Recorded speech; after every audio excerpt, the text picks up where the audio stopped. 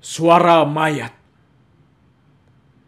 Jeritan si bangkai dalam tanah menahan sakit yang parah, yang tiada terkira, yang belum terlihat oleh mata, yang belum terdengar oleh manusia.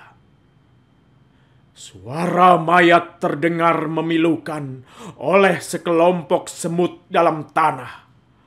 Bangkai bercambuk menakutkan yang belum sempat disucikan. Penghuni tanah yang basah lembab. Menyesal, namun sesal pun tiada guna. Bunga kerimbunan berguguran, berduka atas penghuni kesepian yang selalu dalam kegelapan. Tiada sinar yang menerangkan.